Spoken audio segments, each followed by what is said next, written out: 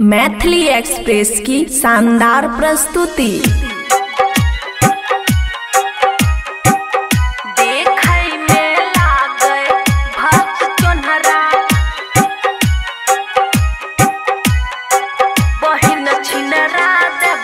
Music by DJ Guddu Raj.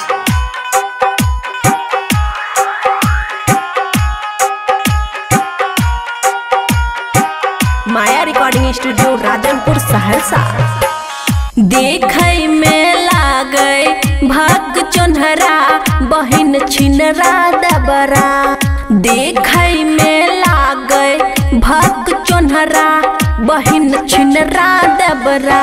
DJ good Madhubani, DJ good Madhubani, DJ good Madhubani. बहिन छिनरा दबरा।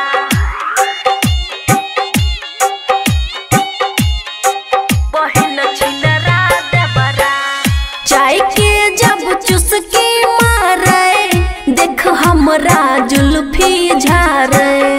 चाय के जब चुस्की मारे देख हमरा जुल्फी झारे। किन के उलावे रोज घेबरा बहिन छिनरा दबरा। किन के उलावे रोज घेबरा बहिन छिनरा दबरा। म्यूजिक बाय डीजे गुड्डू राज।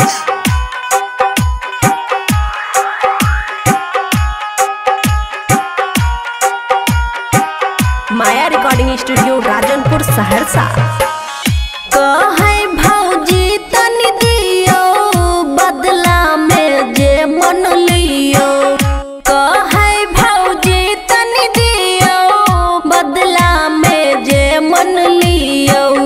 बजैबै ढोलक देख डगरा बहिन छिनरा दबरा। बजैबै ढोलक देख डगरा बहिन छिनरा दबरा। DJ good Madhubani, DJ good Madhubani, DJ good Madhubani. बहिन छिनरा दबरा।